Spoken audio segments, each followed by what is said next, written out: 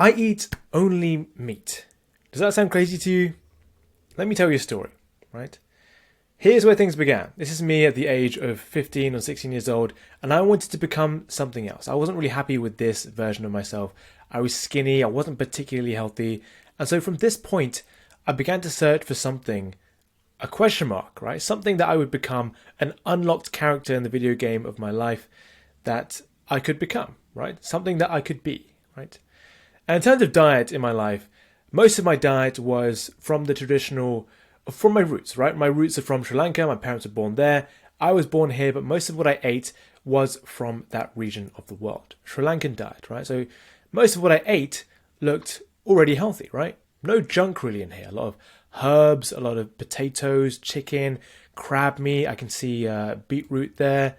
And there was a lot of different things, including rice and everything like that.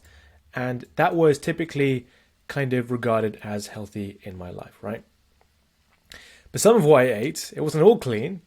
It was a lot of junk food, right? A lot of McDonald's here, a lot of Pizza Hut, right? And these are the typical kind of, junk food places you kind of think of. But there's also like the ready meals you get from Tesco or Iceland. I specifically remember going to Iceland and getting those 1 pound frozen pizzas that I would have for my dinner. And I was like, wow, I can't imagine that dinner could be so cheap, right? And it was wonderful at the time. I was like, that's amazing. I get the Hawaiian pizza, pineapple and ham. I know it's an unpopular choice, but that's the one I liked the most. And that's what I got a lot, right? So sometimes I'd have some junk food and sometimes I'd have some ready meals. And that was part of my life, right? Mostly I would eat the healthy Sri Lankan traditional kind of meals in my day, right? I didn't really care up until that point where I was like, maybe my body doesn't look so great. Maybe I could look healthier or be healthier. I didn't really care, right? So I'd have ready meals, as I talked about, right? Frozen pizza, ice cream, lasagna, right? Those kind of Findus lasagna boxes and the plastic things. And I'd microwave it in the plastic, which is super bad, but we'll come to talk about that later. Those dessert pots, also in plastic. Oreos and milk, a favorite of mine, right?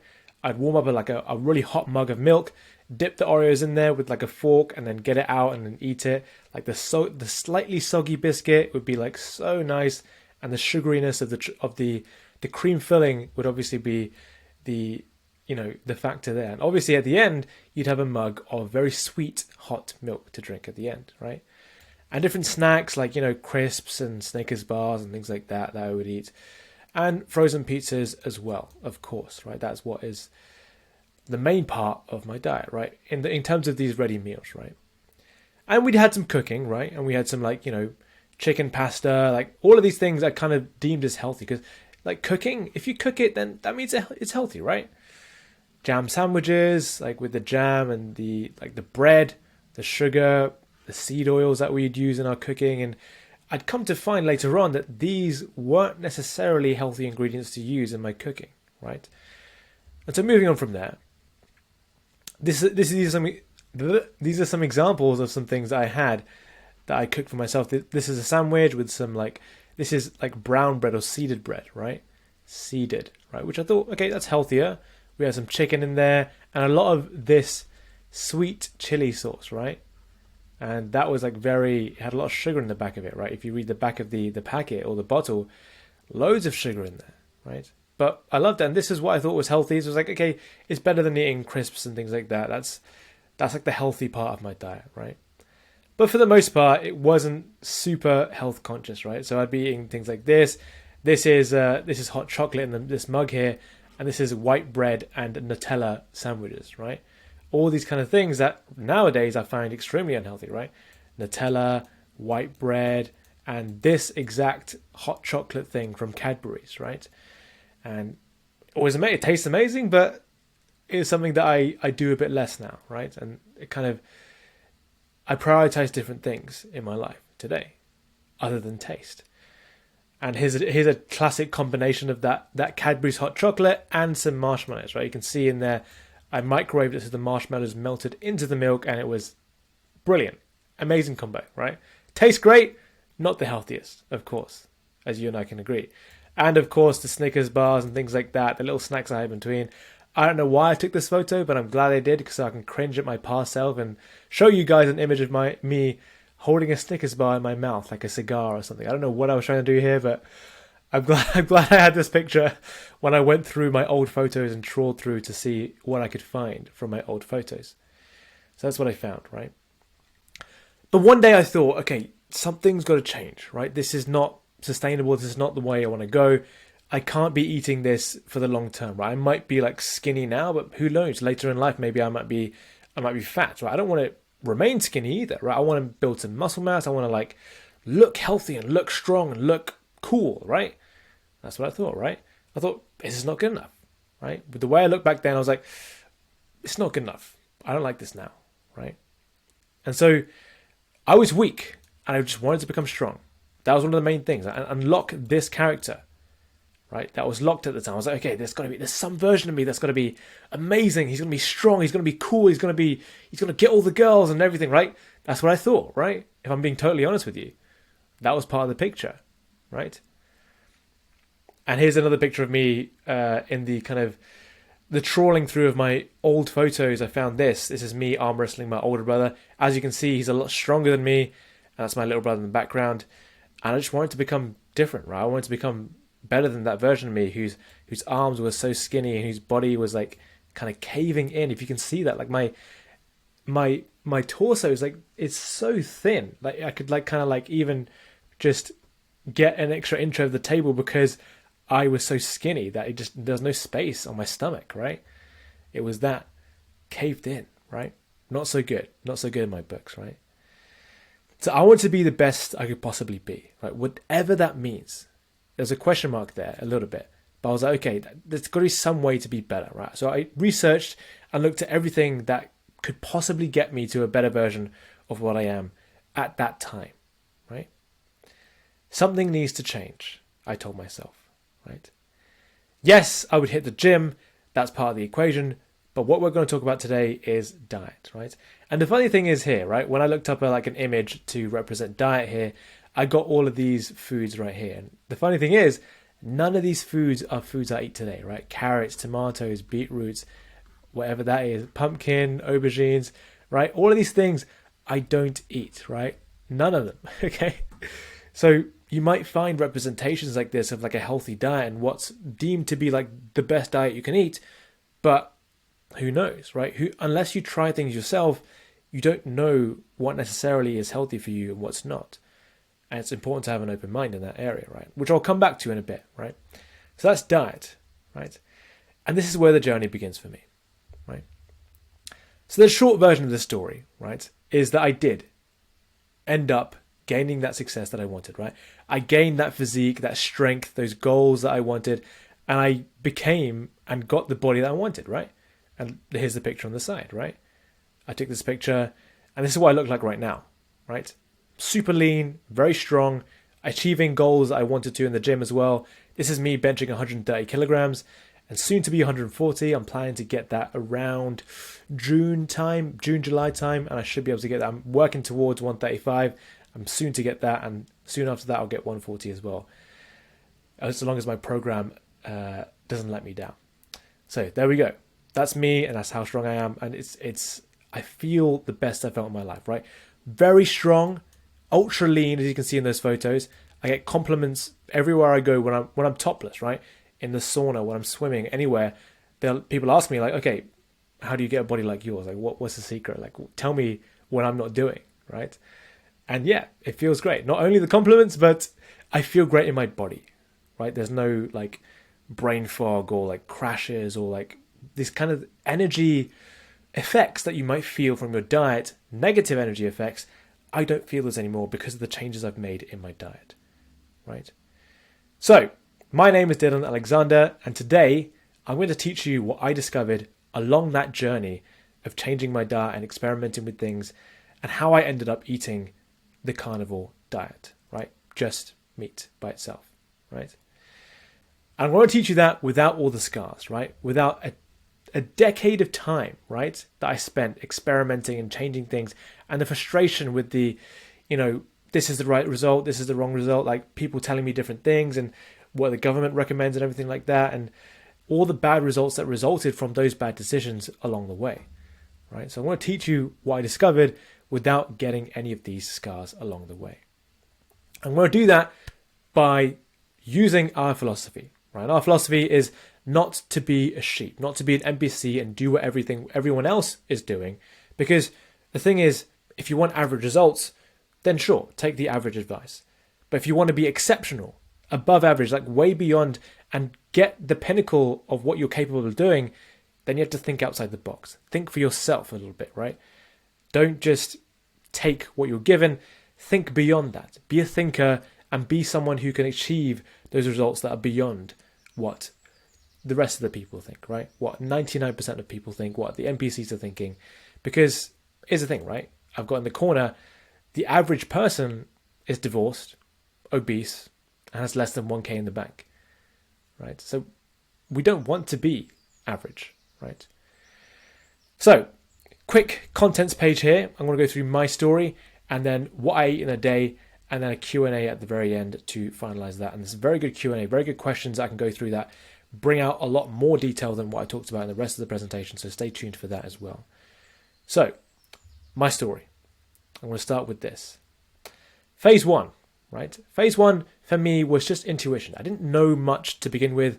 I just thought, okay, I know basically what's healthy, and I'll just avoid the things that I think are unhealthy, right?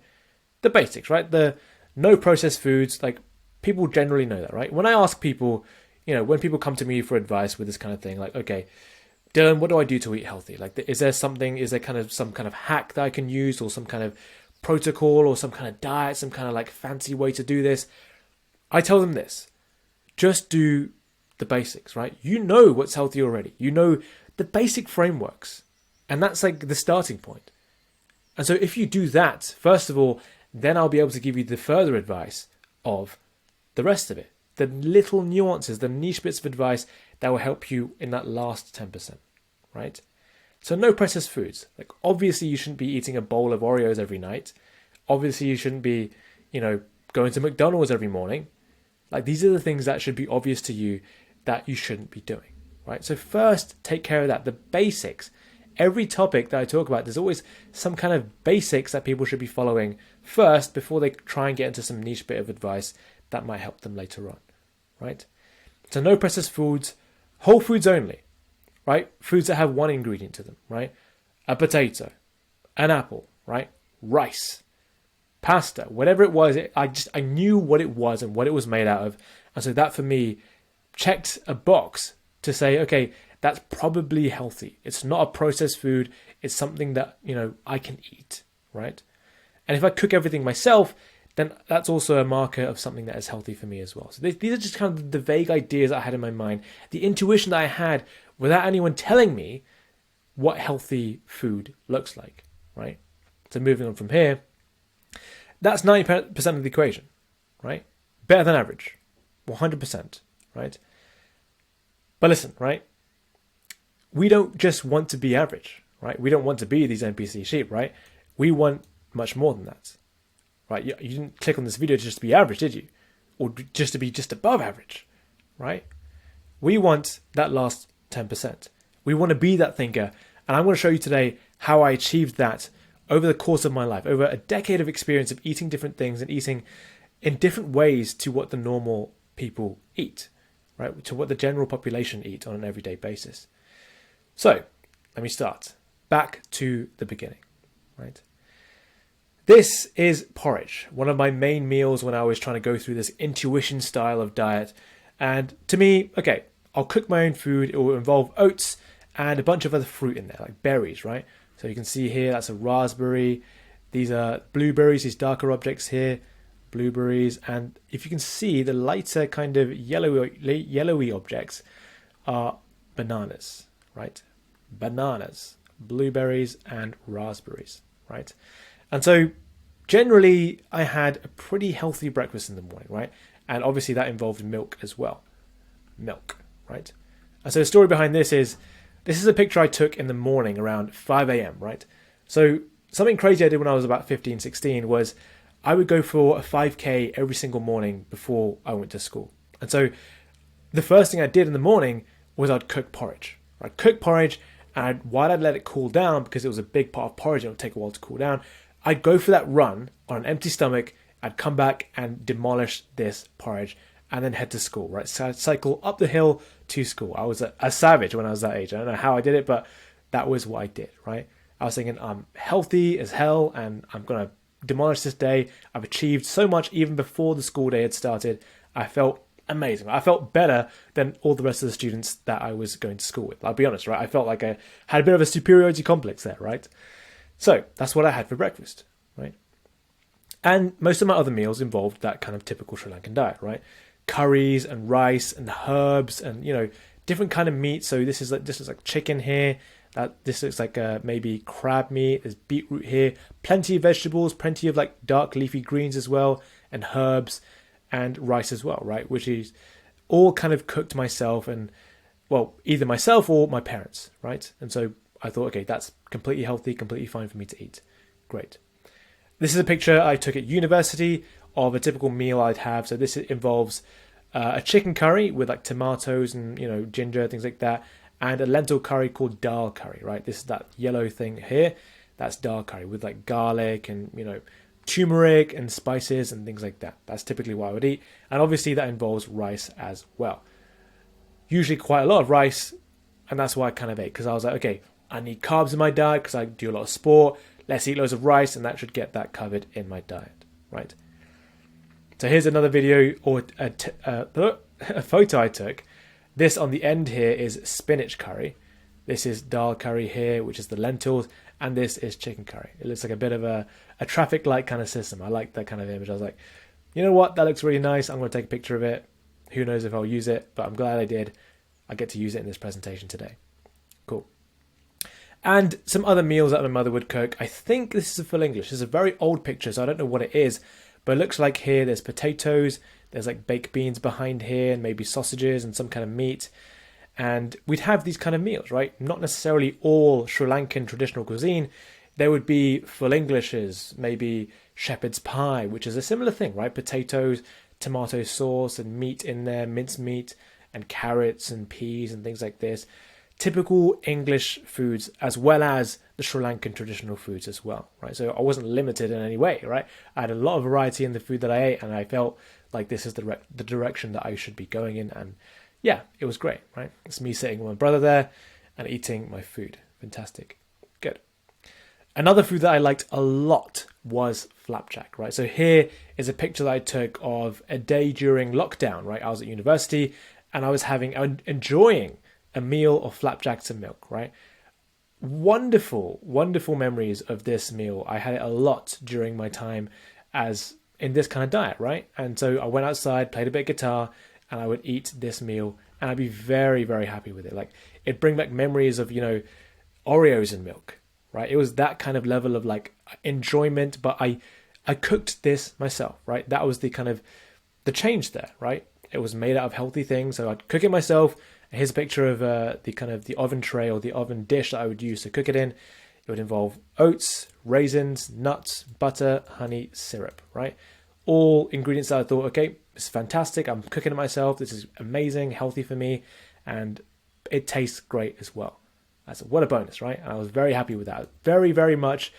It was. Some people associate my name with flapjack as well, right? Dylan, oh, the guy that cooks flapjacks, right? And that time in my life, that was like a very big connection to me. Like, Dylan eats flapjack. That's like one of the things that Dylan does, right? That's how much of a big thing it was in my life. And obviously in my life, at that point, I was completely gotten rid of junk foods, right? No more ready meals, no more McDonald's, no more Pizza Hut, anything like that. Any ready meals in my life were gone and gone for good, right? So no more processed sugar and no more junk food, right? Anything that involved that kind of stuff, it was gone from my life, right? These are vague definitions, but somehow they kind of worked for the most part to get that kind of, you know, better than average kind of diet, right? It was kind of okay, right? And so no more things like Coke or crisps or any kind of soft drinks, so soda or anything like that, Fanta, Pepsi, no crisps, so like Walkers or like Lay's, they call them in America. Oreos and milk, that was gone from my life. Big sadness for me. Bit of a sad phase there. McDonald's especially, like, and the story here, which is why I've got this image here, right, is my family would continue to eat these things, and my friends would continue to eat these things, and I'd be very much kind of ostracized, right? Like in a very obvious way, right? So maybe we'd go for a long drive somewhere far away to some kind of convention or something with my family or like friends maybe, and we'd go and get McDonald's, and I'd be sitting in the car and I'd be hungry as hell, right? But I would refuse to eat McDonald's. I'd be like, I'm not putting that in my body. I'm way past that. I don't want to be that unhealthy in my life. I need to have a standard, right? And my mother would be like annoyed that I wouldn't eat, right? My dad, like people around me, annoyed that I wouldn't eat, even though there's food available here, right? Annoyed that I had this kind of standard. And so I was seen as this kind of black sheep character, right? Way back then, black sheep character, even though this wasn't that much of an extreme thing to do, right? Like, as you can imagine, the thing I told you at the start, I only meat now, right? So imagine how much more I've become a black sheep to the people around me than I was back then. But it started here, McDonald's, right? And it was a big test, right? So one of the big tests of like going through with a diet or going through with your actions at all is just sticking with it, despite the peer pressure, despite what's going on around you. Just stick with it, right? And so the Snickers bars and that cringy picture, those are gone as well. And so all of these things were no more, right? No more of any of these things. And I was pretty strict, right? No one could convince me otherwise. I was very much adamant that I wouldn't eat these things. And that discipline was very much there for me from an early age, right? Somehow I just had that inherent ability, or I just had a mindset for some reason, and it just allowed me to be that kind of character. So that lasted 5 years of my life, right? 5 years, from 16 to 21, maybe 20. And then I did something else. I did something a little bit more detailed, right? I tried the vegan diet, right? So I quit meat, I quit milk, I quit eggs. I thought, okay, I'm being convinced here, right? I watched this kind of Kurt Kazak video about like how veganism is bad for the environment and all this kind of stuff. And I was kind of convinced into that message. I was like, okay, I'll do it for the environment. I'll do it for my health as well, right? Because I was convinced by this message that people say that, you know, apparently veganism is healthier, right? So I tried it for myself. I didn't just take someone's message and think, okay, that's true or that's false. I'll try it myself and see what happens, right?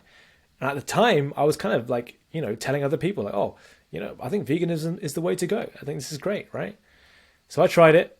I had a lot of like fruit smoothies with even the skin left on, like the kiwis and things like that. I wouldn't like get the skin off because I was like, you know what? Extra fiber. I could use that, right? Extra fiber in there, and I have like raw vegan meals like this with like all the vegetables in there, all the dark leafy greens, and I would love like eating that stuff, right? I'd be like, oh, this is so healthy, amazing. Even though it didn't necessarily like taste the best, I'd like sometimes I'd be like eating kale and be like, oh, it's so bitter, but oh, it's good for me, right? I've got to eat this. It's good for me, right? I just kind of force it down and eat it that way. Results, not so good, right? So that's why it lasted only 1 month, right? Only 1 month, and then I just had to quit it, right? Because it wasn't good. It was a lot of bloating and issues with digestion, fatigue, right? I didn't like... Often I was constipated, right? I wasn't going to mention this, but I was stuck in the toilet for long periods of time because it was hard, right? It was difficult to stay regular in this diet, right? A lot of fatigue as well. I didn't really have any energy with this diet. A lot of issues with this, right? So I was like, you know what? This is not working for me. This is definitely not the 10% that I was looking for, right? Remember the 10% we mentioned before? Not that 10%. Okay, let's move on here. Paleo. This is the next thing I tried, right? Some people call this the caveman diet. This is basically where we go back to a period of time. Yeah, so what does that mean? Basically, we go back to a period of time where we were cavemen, the Stone Age. What did we eat in that kind of period of time? We had, you know, we hunted meats, we had berries, and maybe, you know, natural things that occurred in nature. So we're thinking here pre-agricultural, right? So nothing that's grown in farms and like massive scale agricultural industry, stuff that's like, you know, found in nature. So like fruits and maybe nuts, maybe, you know, potatoes and things like that. Things that are more abundant in nature than they are in a farmland kind of environment, right? So typically that meant just no grains, right? And that for me was a bit of a heartbreak because I had to give up flapjack, right? Because it had oats in it. I had to give up porridge because that had oats in it as well. Oats, no longer a thing in my life, right? Oats as well.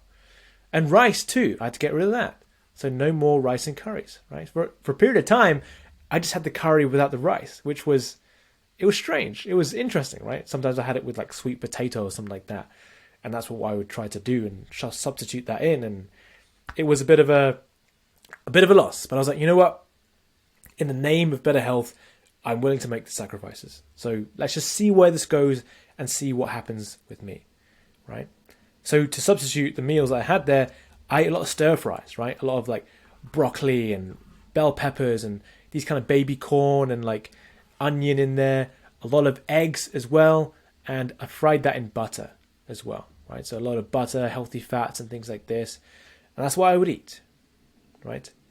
Bonus knowledge here, right? What I discovered along the process of paleo was that seed oils are really, really, really bad, right? There's a reason I've wrote really 3 times. They're very, very bad for you. If you take nothing away from this entire presentation, I don't know how long it's going to be, an hour, 2 hours, know this.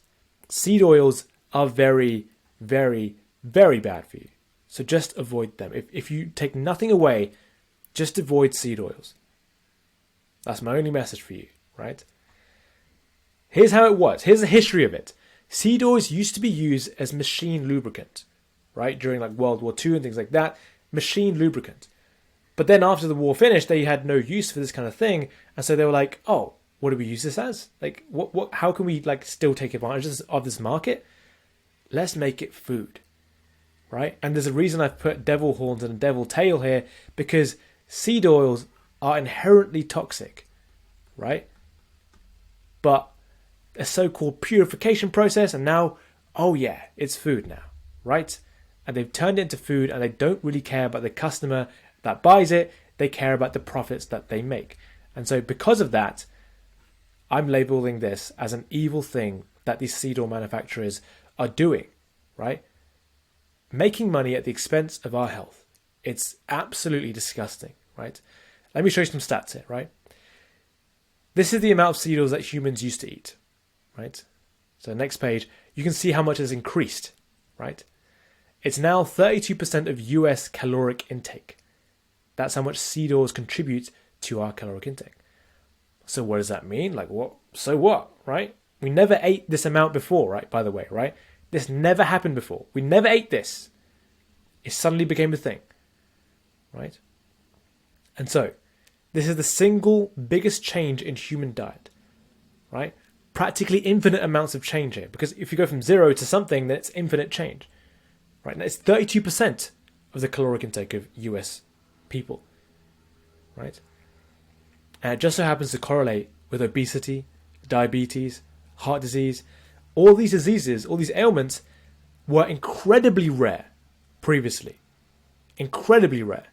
We never saw them before, practically speaking, right? And so that's something to mention there. That's something I just want to put a full stop in that little mark there. Seed oils are bad. Just watch out for them, right? But anyway, paleo, continuing with the story, okay? Did I find that 10%? Yeah, kind of, right? I was like, you know what? I feel better, less bloating. It just made sense to me. And so I carried on for roughly 2 years of my life, right? At each point, I kind of thought I found the 10%, right? The vegan, I was like, yeah, actually, no, not the 10% here. Like, definitely not. But at this point, I was like, you know what? This could be the 10%.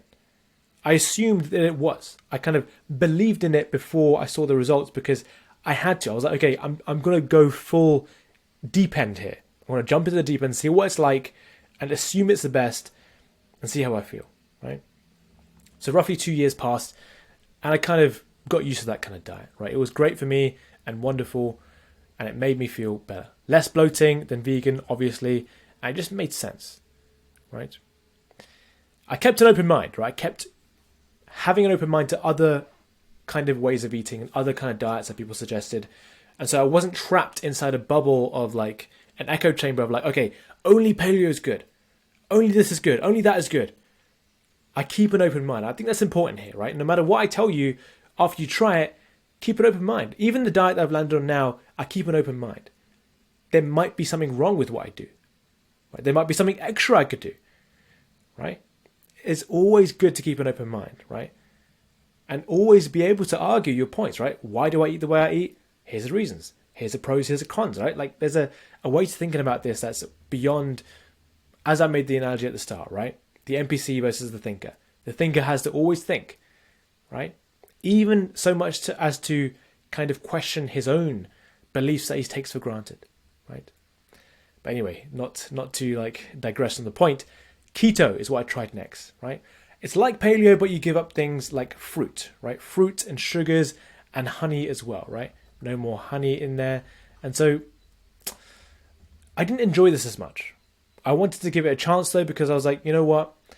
Even though I love fruit, even though I'm going to miss it a lot, I'm willing to make a sacrifice in order to find something that might be better for me than what I'm eating previously, than what I'm eating already, right? So let's see. It was okay, but I think most of this, my feeling of like, oh, it's okay, was the fact that I couldn't eat any fruit. I couldn't eat any honey, right? I was like, this kind of sucks, right? I'm kind of not enjoying this, right? I was very attached to the fact that I could eat fruit. I was very attached to the fact that I could eat honey, right? Maybe it was that, right? Maybe keto was okay. And it took some time to get used to. I stayed on it for roughly about 3 months, right? So looking back on that time, it could have been good. It could have been bad. I didn't know.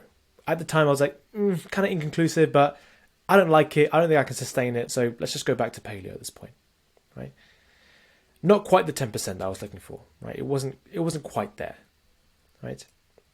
Next, I tried the animal diet. And this is 3 years, right? So this is something I loved a lot because it reintroduced for me honey and fruit. I was like, oh yes, I missed you two so much, right? And I loved that a lot. That's why I got the hearts here and the smiley face. I was like, yes, I get to have these things, right? And the only other things I could have pretty much were meat, eggs, and dairy, right? So I'd have dairy, I'd have cheese, eggs, meat, mostly red meat. And that's what I had for 3 years of my life, right? Up until very recently, actually. This is what I used to have. What I didn't have anymore was any nuts or seeds, herbs and spices, things like this. Anything like curry powder, turmeric, things like that. Any kind of herbs, parsley, mint, anything like that, dill. It was all gone from my life, right? And so I had to kind of eliminate a lot of foods. And my food became a lot simpler, right? My food shopping, when I go to Tesco, whatever like that, I would just go, okay, meat aisle, fruit aisle, go home. That's it, right? It was that simple for me to do shopping in my life. And it made eating a lot simpler of a process, right? It was very, very basic. Nothing to track, nothing to kind of keep account for. I just ate until I was full and, had as much fruit as I wanted in the day. Very simple for me, right? And this is a classic meal I had, right? This is avocado on the left here. And on the right, we have some beef cooked to rare or medium rare, right?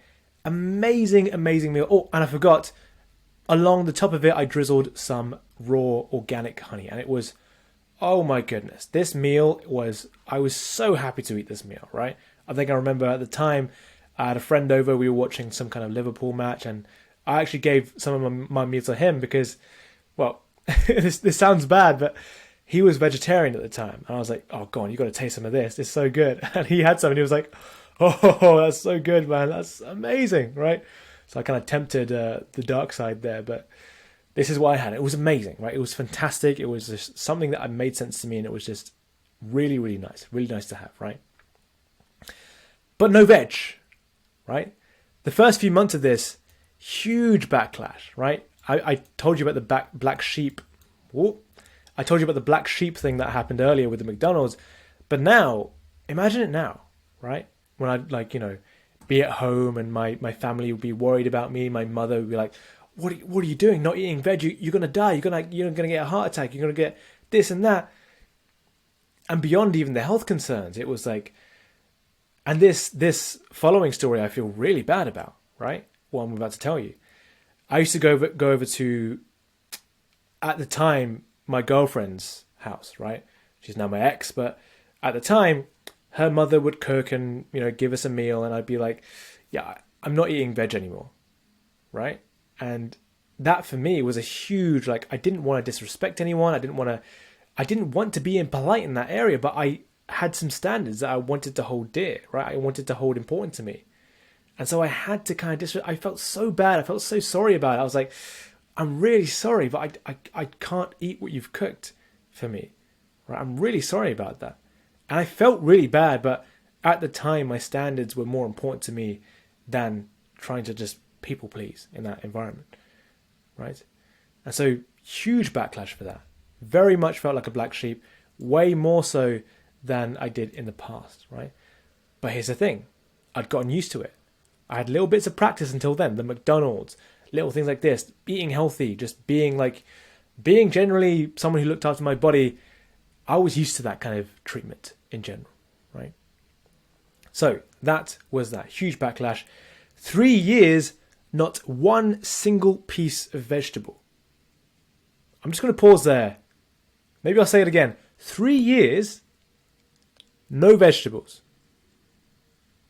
Right? And you saw the pictures, right? You saw still to this day. Right? There's another diet coming up, but still to this day, since I started that, not a single vegetable. And you saw the pictures. You saw how I looked. You saw my strength. You see how healthy I am right now, right? Look at me.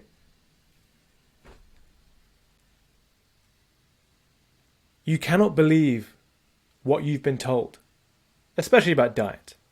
Right? The government tells us we need to eat vegetables, we need to eat grains, we need to eat this, we need to eat that. Who knows? Unless you try yourself. And I'm telling you, as someone who has tried themselves, I've not had a vegetable in 3 years, and I am the healthiest I've ever been in my life. Right? Take that in. Let that sink in. Okay? So, moving from there. Yes, seriously. I put another slide to emphasize the point there. Yes, seriously, no vegetables for 3 years. And people say, that cannot be good for you. Can it? It got rid of my asthma. This diet got rid of my asthma. That, for me, was huge. Anyone that knew me at the time knew. When I played basketball, when I went to the gym, when I went to sleep at night, I'd have that inhaler in my hand. Right? On the sideline of the basketball court. In my bag at the gym. Always with me. When I felt a little bit wheezy, puff, puff, and that would relieve me. Right? I would rely on medication to be able to breathe. Right? Every single day, unable to breathe without medication. That was huge. And it got rid of that. It was just gone. Right? Just to add another thing on top of that, right? No vegetables 3 years and a diet that can cure asthma. You're thinking right now as you're watching this is insane, right? Surely he can't be telling the truth here. This is the real truth. This is what happened in my life. I'm telling you now. It was gone, right? Asthma gone, and I was very happy, right? This smiley face here, a bit too small for this slide. I was very happy. Very, very happy. I was like, life can't get better than this, right? Spectacular. So yeah, that felt great. I had some fruits that would give me a crash. So even eating a banana, an hour later, I'd be like, ugh, a little dip in my energy, right? I'd feel that. I'd be like, maybe there's something here that I could optimize even further. Let's have a look, right? So I kept an open mind still. It was amazing, right? The asthma gone, no veg anymore. Great, but not quite the 10%, right? If I keep crashing in my energy, maybe there's more, right? There's a ... to the story, right? So then I tried carnivore. That's the diet I'm eating right now. Only meat and a few other things, which I'll come to the details a bit later, right?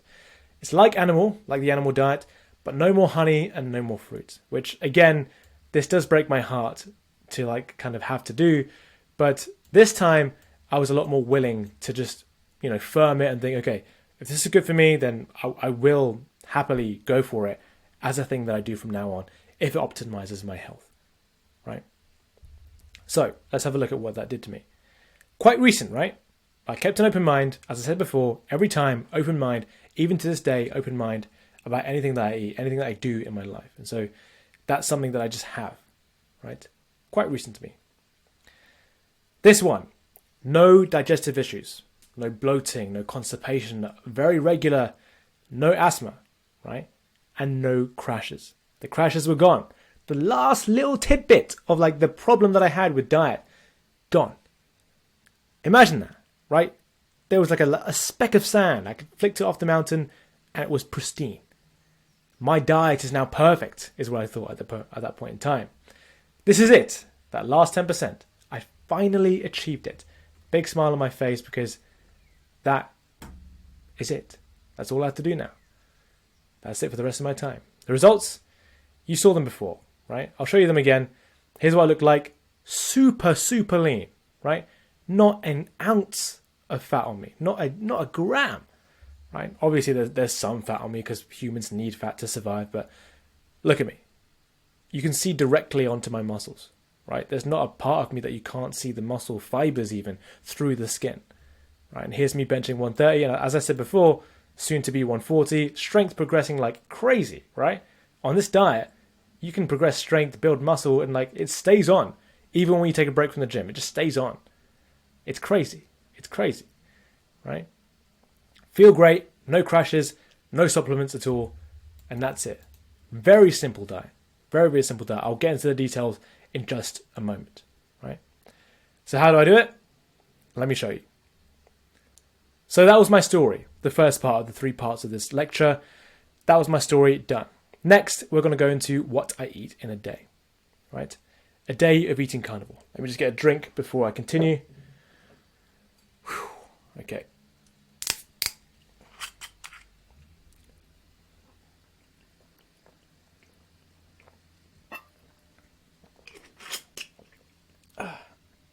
Pardon me, this is very thirsty work, so I need some water. Excuse me for taking a break. A day of eating carnivore. Okay? So, by the way, this whole lecture and the details in this lecture, just one part of a full online course, right, which is 100% free, by the way. Especially the part that is this part, right? A day of eating carnivore, all the details. That's what I'm going to be putting in this kind of carnivore diet full guide, right? 100% free. Let me tell you how to access that right now. It's the first link in the description and the pinned comment below, okay? That will take you to this page here, and there'll be a button here, a yellow button that says join group, right? You click that, and once you're in, there'll be a classroom tab at the top. If you click on that, it will take you to this bit here, and that is where you get the carnivore diet full guide, right? And there'll be more online courses in there. I've just started this page, so I'm building it as I go along, but you'll get access to that 100% free for the rest of your life, right?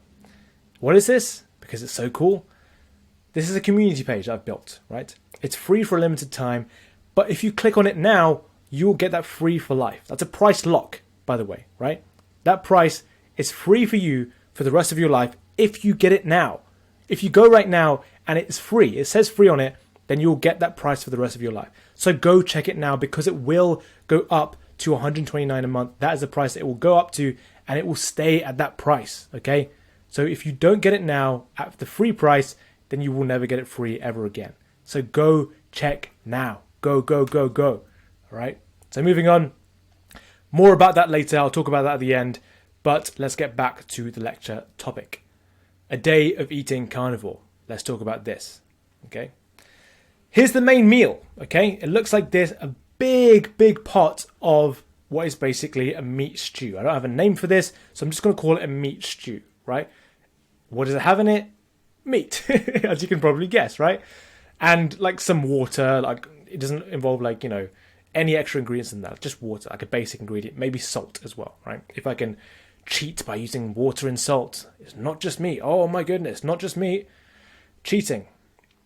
I'm just kind of trying to predict the comments right now. So this is mainly beef, right? So what I get is 100% grass-fed beef. And I'll tell you why that's important is because cows, typically the beef you get in like Tesco, which is basically like the Walmart of England, right? So Walmart beef, or what's another US brand? Costco beef. Whatever's like the kind of grocery store equivalent of beef is typically fed on things like corn, right? Corn and grains, which results in a not so healthy cow at the end of the day, right? They're kind of trapped in this kind of factory feeding environments, and it's factory made meat, really. And that's not what we want. It's not healthy for the cow, and as a result, it's not healthy for us. Right? So the best quality you can get is a grass-fed cow, right? And the certification, at least in the UK, is this, Pasture for Life. There's a certification mark that I look for when I buy meat, when I buy beef like this. And that's the meat that I eat right now. Beef, and specifically grass-fed beef, 100% grass-fed beef, right? Pasture for Life. Sometimes they feed them on pasture and finish them on grain. So be careful, watch out for that, right? Pasture-fed for life is what you have to ask for if you're asking around for this kind of stuff, right? Excuse me. So why beef? Because it's a ruminant meat. Basically, that means it's a red meat, right? Red meat, and that involves things like cattle, sheep, elk, goat, bison, antelope, giraffe even, right? If you can get a hold of that somehow. Or deer, right?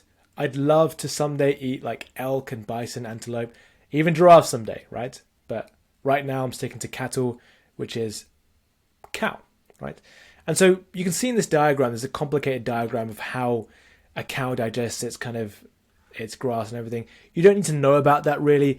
All you need to know is that it's got like, 5 stomachs or something like that to digest this grass in a very particular way that's different to some other meats that you might consume, right? Some like chicken or pork. This is more healthy for us because it has more nutrition, right? A higher nutrition, right? That's why I eat ruminant meats more than I eat chicken or pork, right? Yeah, white meats include things like pork or chicken, so meat from a pig or meat from a chicken, right? That's meat I eat a little bit less. I would accept it if someone made it for me, but generally I don't usually eat white meats, right? So the ingredients for this meat stew are quite bizarre, right? I eat a lot of heart, some liver, some kidney, some ox tongue. That's literally a cow's tongue, right? A lot of mince, and this, which is tallow, right? Tallow is basically rendered down beef fat. So what I make this myself actually. I get like a chunk of beef fat, I chop it up into cubes, and I melt it down in the oven, and I collect it in jars like this, and that's what it looks like. And it is what forms most of my kind of energy in my food, right? I eat a lot of fat, a very high amount, like an amount that would scare anyone with any heart disease or anything like that. Because, well, here's the thing, right? Here's the falsehood that's been told to us by the government and by these advertising and marketing agencies, is that fat from red meat is bad for you, right? When I eat maybe a jar of this every day, and I've been doing so for 3 years, right? And I've been the healthiest I've ever been in my life, right? So what we've been told is not the truth at all.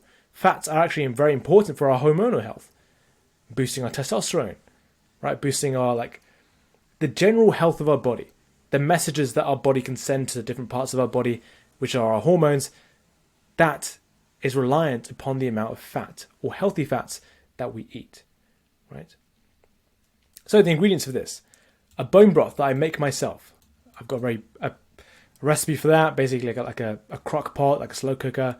I get bones from the butcher, and they give me marrow bones and stock pot bones is what they call them. Basically like knuckle bones with connective tissue, and marrow bones, which are like the kind of cross-sectional part of a bone that includes the marrow, which is healthy as well, right? A lot of mince in there, a lot of heart, kidney, liver. I tend to eat a little bit less of the organs because you don't need much from them because they're very nutrient dense. Some ox tongue, which is, this is the greatest thing about the carnivore diet. It allows me to explore different types of meat. And ox tongue is my favorite meat in the world. The best thing I've ever tasted, right? It's so good. It's so soft and what's the word for this? Tender. It's just when a meat is very just eatable. A word for that? Is tender the word? I don't know. But that is what I eat, and I love it. And a lot of tallow as well. The beef fat that I told you about earlier. Okay, let me drink some water again. I'm very thirsty today.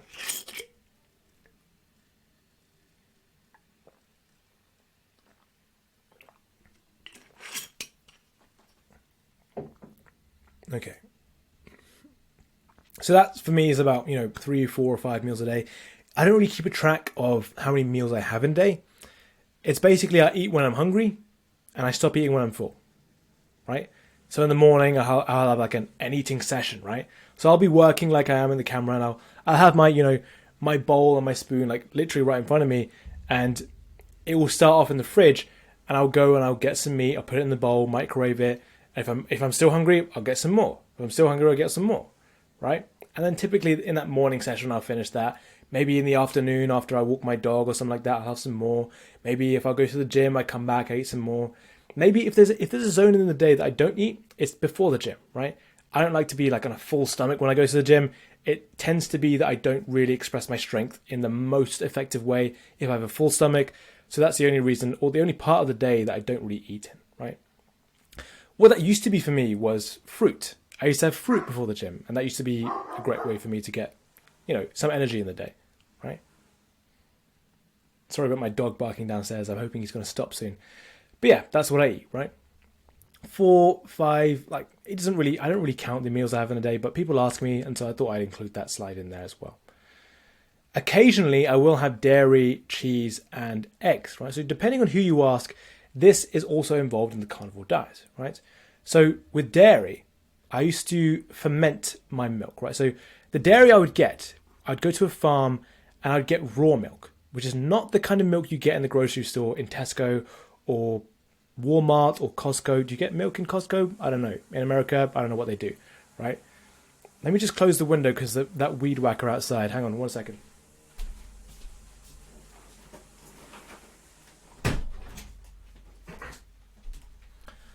So, what I would do with this raw milk is I would go and get some and put it in a jar, and I'd get this starter culture of kind of like a bacteria, fermentation bacteria, right? So I'd use that to ferment the milk into this kind of homemade yogurt, right? Very easy to make. You just put it in the jar, you leave it on the side for a bit, like a day or two, and it becomes this like fizzy fermented milk. And it tastes amazing, tastes great. And that's what I used to have, right? I don't have that anymore because of different reasons, which I'll come to in a bit. And other things I have is eggs, also quite kind of occasionally because of other reasons. I'll get to this in a bit, right? Because why I don't have these anymore, or I don't have them as much anymore. I'll come to that in 1 second, right? And also cheese. I love cheeses. I love kind of blue cheeses. I love, French cheeses. I forget the names of them. There's like Camembert, there's Stilton, I don't like cheddar as much. Cheddar seems a bit like too basic for me. Yeah, I love my cheeses. Mozzarella, yes. Parmesan, they're coming back to me now. That's the kind of stuff I like. Very, very good cheeses. Very, very tasty as well. Very nice. Very nice to eat. So, here's the slide. Why occasionally? Because of the quality of the milk that I get and because of the price as well. So quality, let's start with the milk, right? The best milk you can get needs to be 100% grass-fed, right? Here's a story, right? The farm I used to go to, yes, it's raw milk, unprocessed. And why is that better? It's because when they pasteurize the milk, pasteurization basically means, first of all, when they heat up the milk to a very high temperature, so it gets rid of all the bacteria, but that process at the same time gets rid of everything good in the milk, all the enzymes, the good bacteria, things like that. It gets rid of all that, right? So that's why you get raw milk instead of pasteurized milk, first of all. Then you need to get grass-fed instead of grain-fed or corn-fed or whatever it is that they feed the cows, right? This is better because of the reasons I said before of why we get grass-fed beef. Because that corn makes the cow unhealthy, it makes the milk unhealthy, and the milk isn't so healthy for you to eat. So I'm looking for grass-fed raw milk, and so that's quite hard to find in the UK at least, right? I've been searching around the local area that I have, and I haven't been able to find anything that's very accessible to me, right? Eggs, similar kind of story, right? You want something that's raised in a pasture, how do you say this? A pasture-raised eggs, basically, right? So where the eggs are in like a grassy environment, they get to eat all the bugs and the creepy crawlies in there. And that might sound disgusting, but that's what they naturally eat. They don't naturally eat like grains and corn and things like that. That's like a substitute for them, right? They will eat it because that's what they have, but if they could eat something else, they'll do that, right? So if you can get to an area, typically in the UK, we have national parks that look like this. And if you're in an area like that, typically there'll be farmers who have chickens just wandering around in the field, eating whatever they want to naturally. And they will have like little kind of boxes where you put in coins and pay for their eggs, right? Literally little huts that will be like a trust-based method for this, right? So they'll put a price, £1.50 for 6 eggs, right? So you take a box of 6 eggs and you put in £1.50. You put an extra tip if you want to as well, if you want to be very nice about it. And that's how you get it, right? So you can get organic eggs at places and grocery stores like Tesco, or I'm assuming at Walmart as well, but they tend to be very, very expensive, very unaffordable, and not sustainable for me to eat as well. And to be honest with you, I don't think they're going to be as good as those pasture-raised farm eggs anyway, right? So I'm paying more for less quality, and so, like, what's the point in this at this point, right? So luckily, my dad drives around a lot, and so he will find an area, like a farmy area, and he'll spot some eggs. He'll be like, oh, eggs. My son likes eggs. And thankfully, like, I'm really grateful for this, by the way. He'll go and get those eggs and bring them home, and I'll just eat them all and demolish them. Like 6 eggs a day, and I'll love them, and I'll love him for that as well. It's really something I'm appreciative of that I don't get access to if I didn't have that in my life. So yeah, that's why I only eat milk and eggs occasionally. Most of my diet is just meat, right?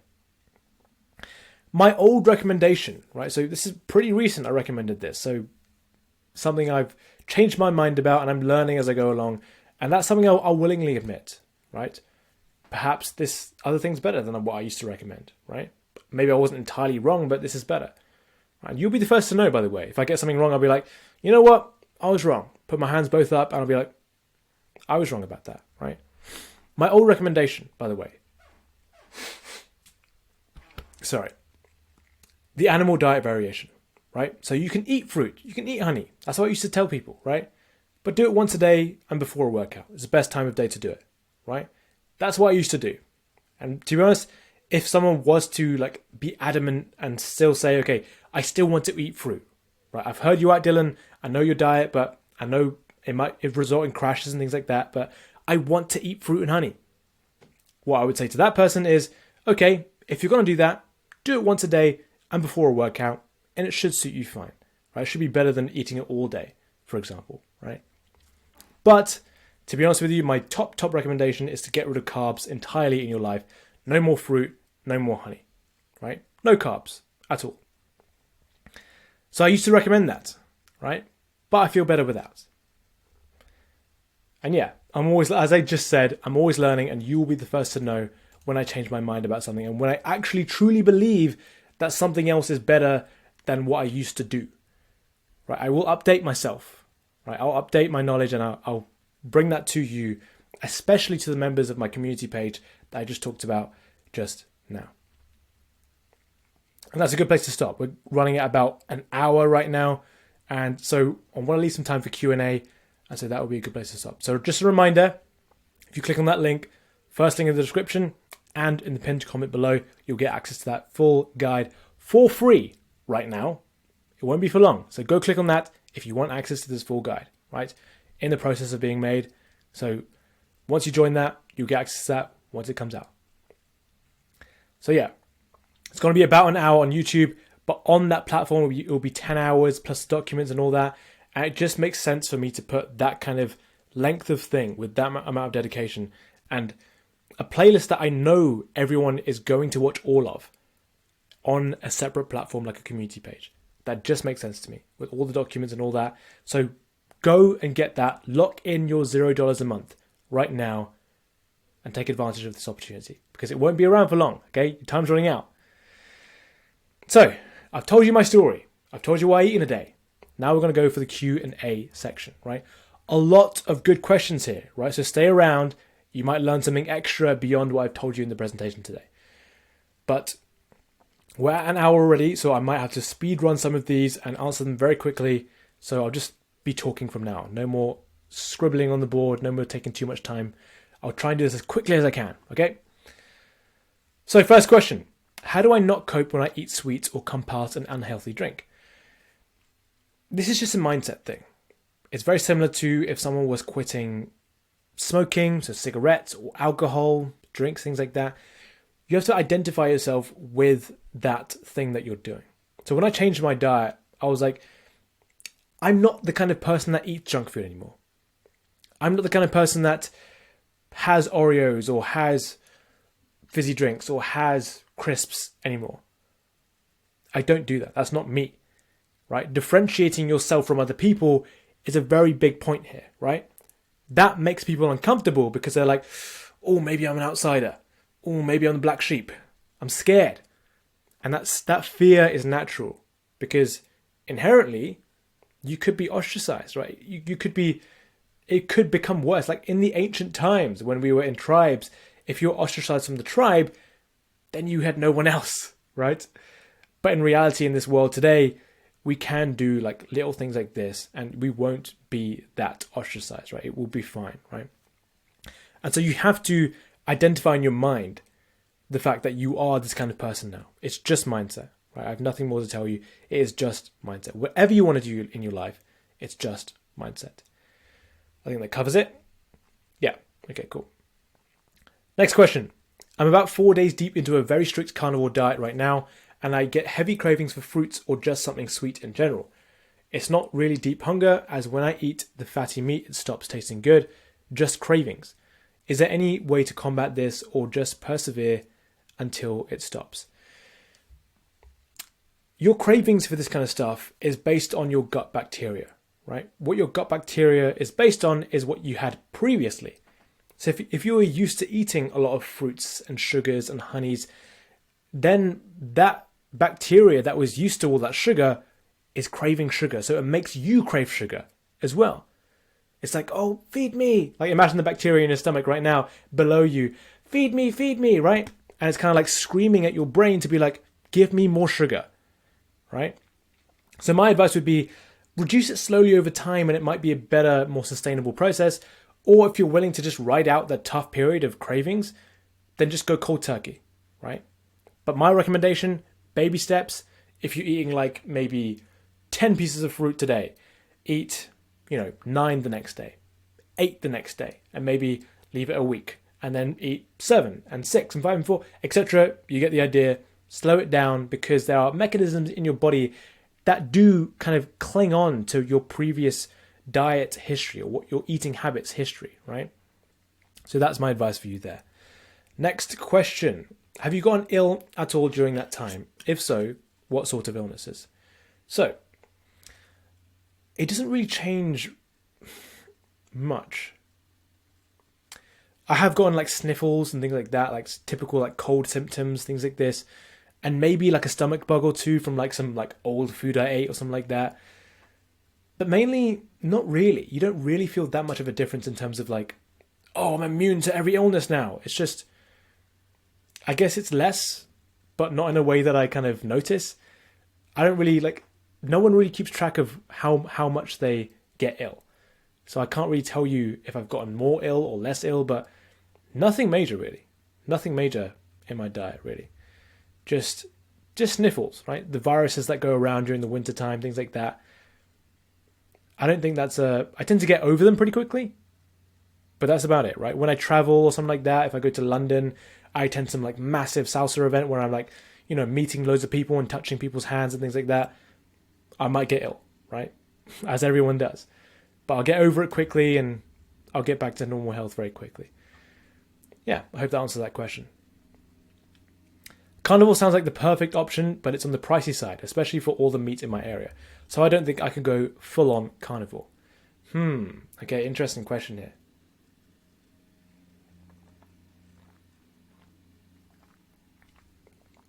The price of meat, okay? What I told you before is exactly how I buy meat all the time and eat meat all the time, right? Mince, very cheap. Very cheap. No matter where you go, mince is very cheap. Organ meats, very cheap. Ox tongue specifically, so cheap. It's like £2 a kilo, something like that. Liver, very cheap. Heart and kidney, it's a little bit more expensive, but still so cheap, right? So if you want to get cheap meat, get those meats. Mince, things like, don't get steaks. Like everyone knows steaks are more expensive, right? most expensive thing on the menu. Go to a restaurant. What is it? Steak.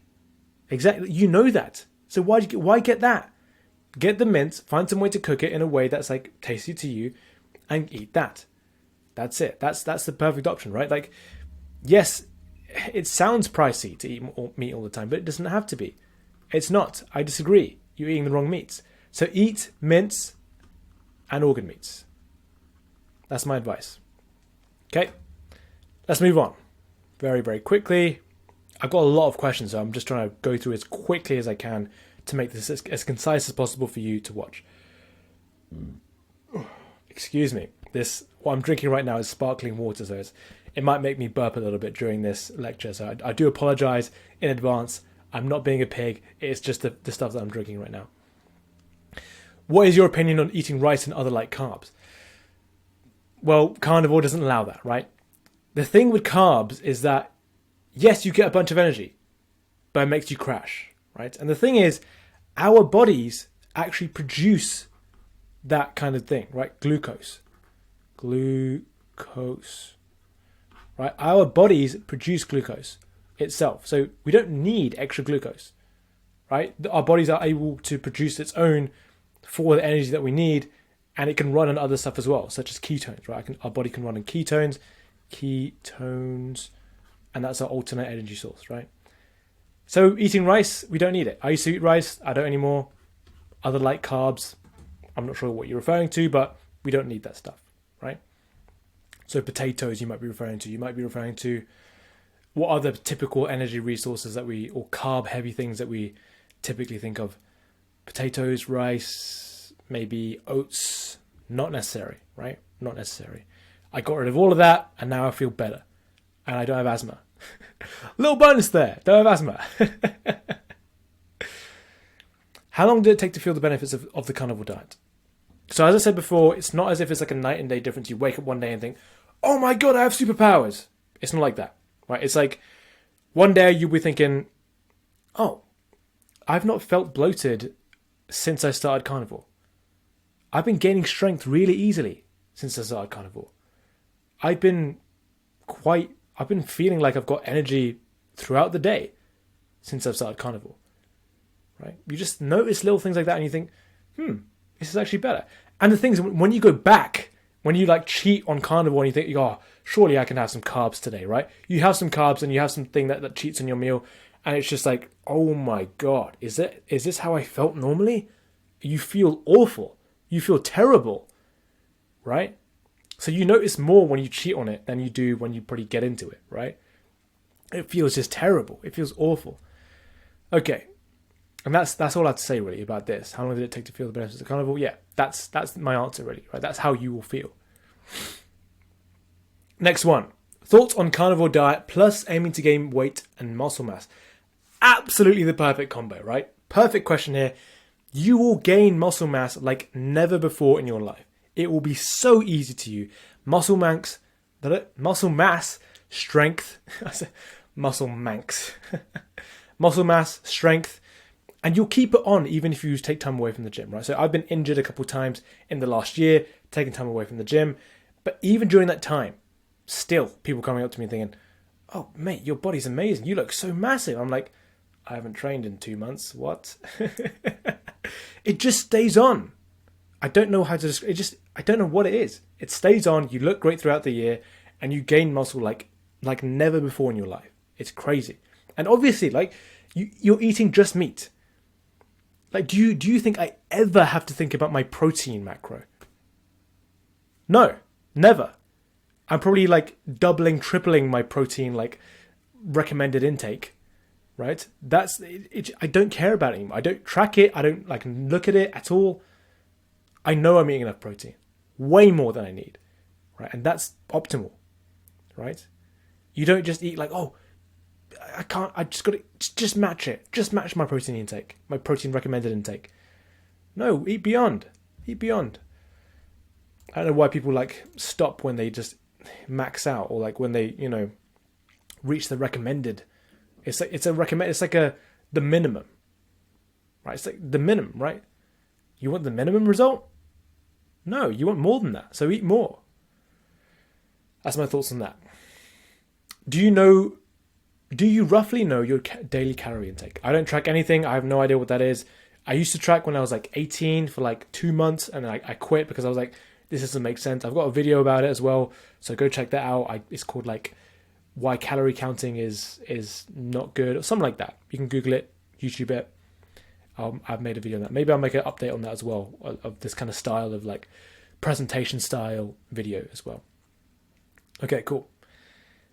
And do you combine carnivore with intermittent fasting? How many meals do you have in a day? As I said before, 3, 4, 5, I don't really count it. Typically in the morning, I will get up and straight away start with work, right? Something like this. I'll write a video like this, for example, right? And then maybe 2 hours after I get up, so maybe I get up at 5 a.m. At 7, 8-ish, I'll be like, oh, I'm kind of hungry. I'll go start eating food, right? So not immediately after I wake up, but like a couple hours, right? I don't think about it. I don't think, oh, I've got to intermittent fast today. It's not intentional for me. I used to intermittent fast at some points in my past, but now I don't really care anymore. Right? I eat when I'm hungry and I stop eating when I'm full. Right? So there's a point in the day that my body tells me, you know what, let's start eating now.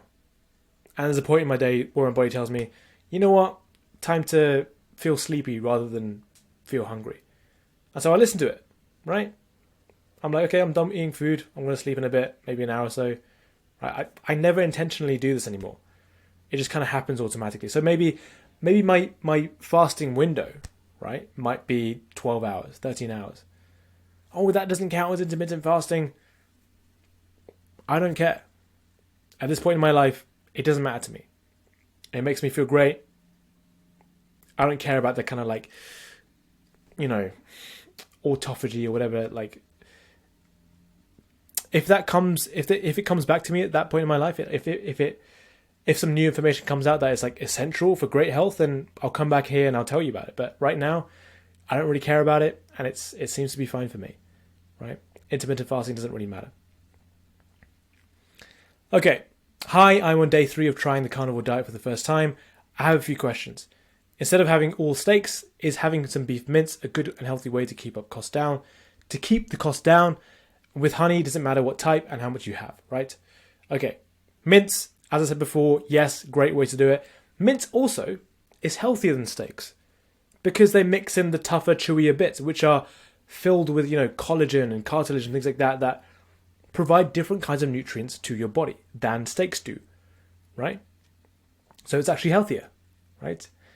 So that's a good way to keep costs down and health up, right? If I could choose one of these meats for the rest of my life, I'd choose mince over steaks.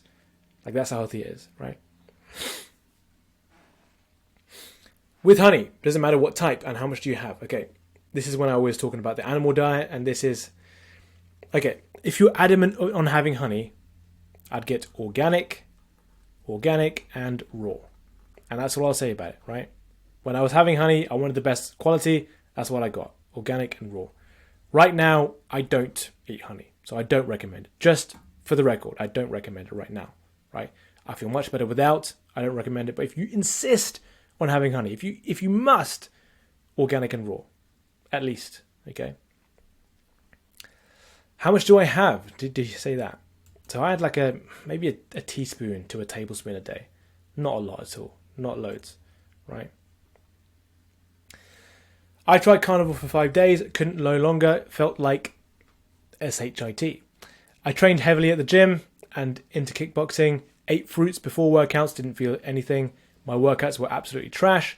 I tried to get my electrolytes in, which is hard, and supplementing meanwhile. Lost weight way too fast, I think he means here, which I don't want to do since I'm 6'4", I think that says. 6.4 foot. I think he means 6'4", and size is what I'm focusing on right now. What could I do wrong? I think he means what could I be doing wrong? Okay, 5 days isn't a long time for this to be adjusting, right? As I said before, like with the gut bacteria screaming at you, give me more sugar, things like that, like it takes time for your body to get used to this kind of diet. So if you switched like hard, cold turkey from like awful, trashy diet to like very healthy carnivore diet, it could take some time for you to transition, right? I think I asked this guy more questions. Okay, yeah. I asked for more details. Here's what he responded with. I only eat eggs, bacon, beef, cheese, fruits, butter, salt. Great, fantastic. I would cut out the fruits now. What I recommend now is no longer fruits. How I felt when I ate. I was disgusted, honestly, with some of the meals I had. Sometimes I struggled to eat some foods without carbs, though I stopped eating until I was full and listened to my body. Zinc, magnesium, and some other stuff. Ashwagandha, tonka ali. Okay, always drink water. I'll summarize this. Work out fast, ultra tired. Focus-wise, haven't much of a difference. Okay, yeah. Same sort of conclusion here. It might take some time, right? I don't supplement with all this stuff, right? I don't know what this might be doing to your body. I have no expertise on that, so I don't know. Question mark there. But your diet seems fine. It might just take some time. And the taste thing, also a time thing. Right? It just takes some time to get used to it. That's all I have to say here. It's a bit of a... I'm not sure how to respond to this question. It's not... Yeah, it's time. That's the answer that I have, right? For some reason I'm thinking, okay, is there something more I can say here? No, not really. Time is the thing, right? How do you deal with eating right before bed? If I end up doing that, I'll end up sweating through the night and waking up through the night due to body digestion. So don't eat before you sleep. I think it's that simple, right? Have to eat at least 2 hours before bed or my sleep is less efficient. But sometimes that doesn't happen. Yeah, just don't eat before you sleep. Like you said, 2 hours, that's fine. Just do that. If that's bothering you that much, do that. 2 hours before you sleep, fantastic. I feel like you've answered your own question there. Okay, cool. In what quantities do you eat where you can also meet calorie goals as well? I don't track calories, okay? For example, I need 2,600 calories. Okay, how do you meet that requirement with a fair budget and not spend the whole day eating? Thanks in advance. Okay, I will say this though. Not spend the whole day eating. You will spend more time eating. Your meals won't be that short. You won't be able to eat meat that quickly. And we weren't designed to eat things very quickly, right? The food we have today is so soft and so drinkable that we can just eat it so quick, right? All these like smoothies and like smooth foods and like Huel and things like that. Our bodies are designed to chew tough foods over time. The reason that we have braces all the time in the Western world is because our food is so soft. Our teeth don't develop normally and our jaws don't develop normally, right? And that is a result of us having soft foods. Foods that we don't need to chew. Foods that we don't need to kind of have that intense thing in our mouth to develop a face structure, right? Sorry about my dog barking. We need to chew these foods to develop our jaw and to develop our face as a result. 1 second. So yeah, meat in general is a chewier food, right? So we need to...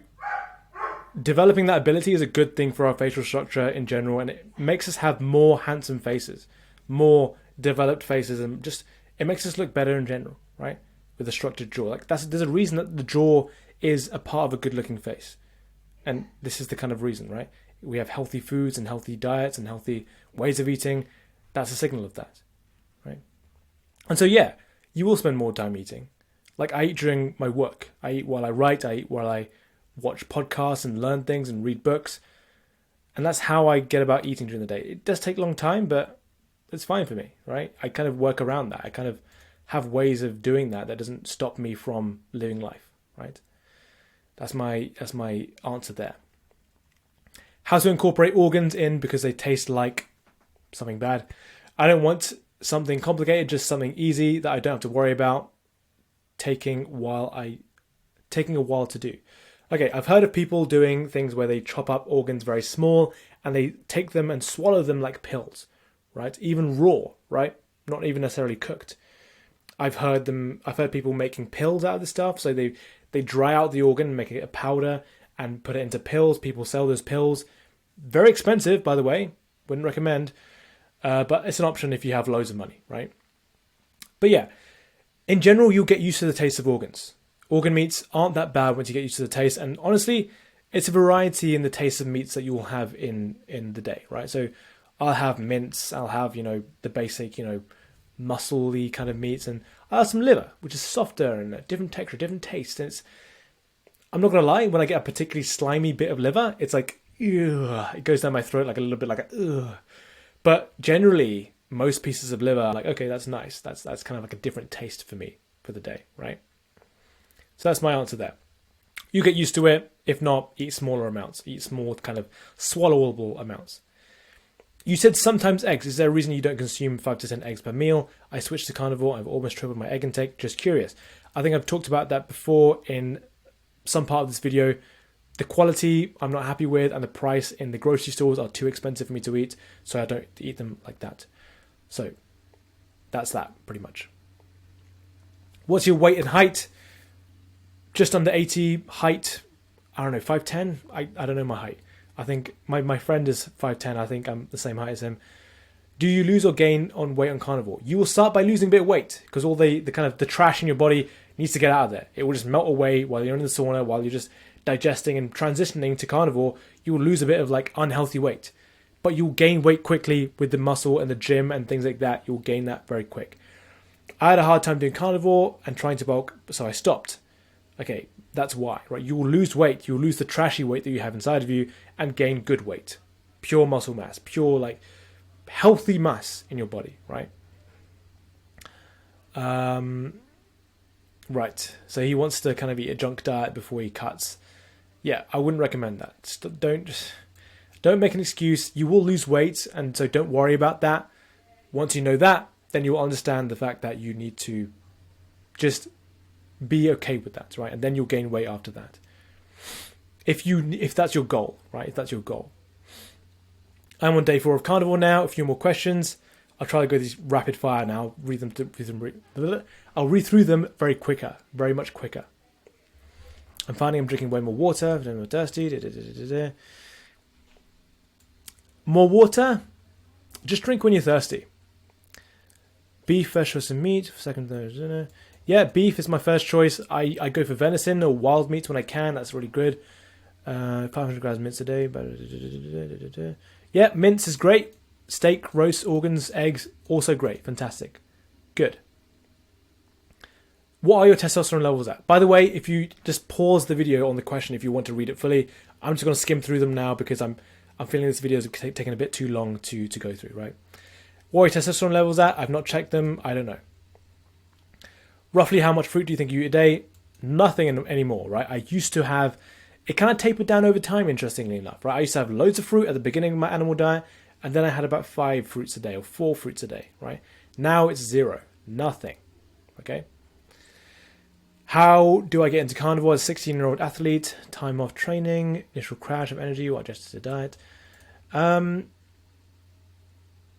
Slowly over time, right? Just kind of replace meal after meal and kind of eat more carnivore and get rid of certain things in the week and add other things in the week as well. And just kind of get used to it. You'll adjust over time. It will take some time to adjust, but it will be good in the long run. Better for you in the long run. Okay, very long, very, very long comment here. I might skip this entirely. Let me just skim through it very quickly.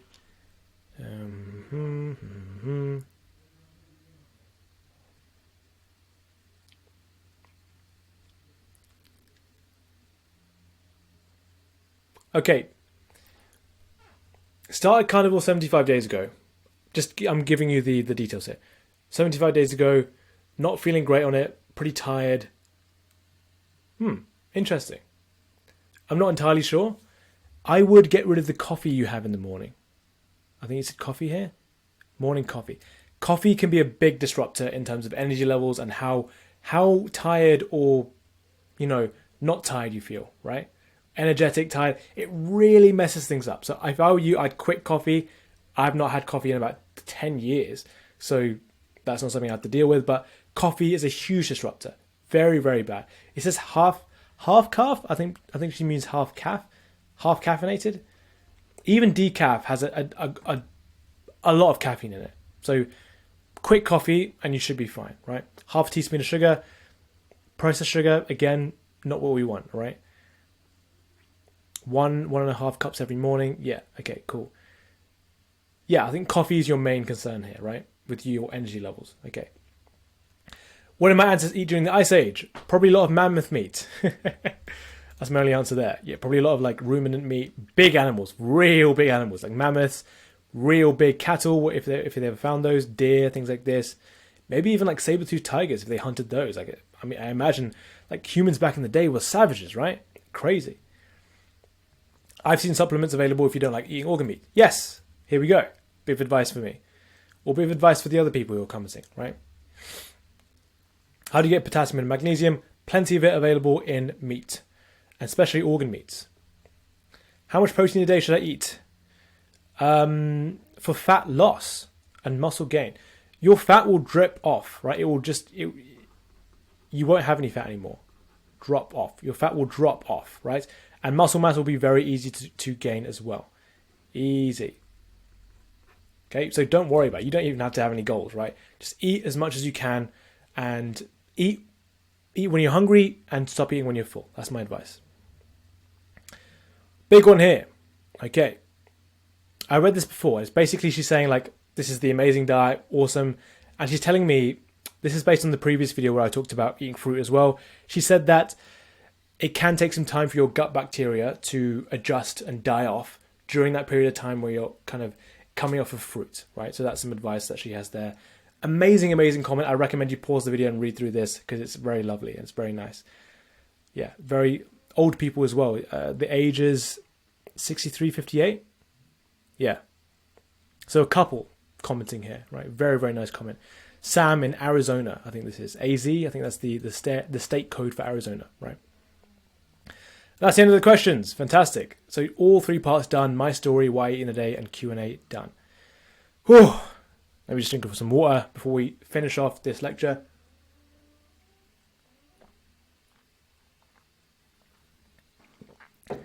So I promised you some details about that community page, right? Sorry for that burp. I promise you I'm not being rude. I'm just drinking sparkling water. This is a community page and it's free for a limited time, but once you get it free, it's free for life, right? So it will go up to $129 a month. So go check it now if you want to get it free for life. More info. Exclusive community page. You'll have live calls, a high value network, one-to-one coaching, online classes, free for life if you get it right now. Okay. The video at the start includes all the details you need to know. It talks about everything that's involved in there. So if you're curious at all, if you're like worried, like, what is this? I don't know what it is. Go look at that video and explain everything as well, right? And that carnivore guide will be inside that as well. So go check that out if you want to hear more about this, especially if you made it this far through the video. 1 hour and 30 minutes. Very long video. Congratulations, by the way, for staying this long. For in a world of people that have 60-second attention spans, you have a top 0.001% attention span, right? Very good on you. So yeah, thanks for watching. I'm going to end with something we say every single time, and that is knowledge is power and the power is yours. So thanks for watching. Take care of yourselves. I'll see you in the next one. Bye-bye.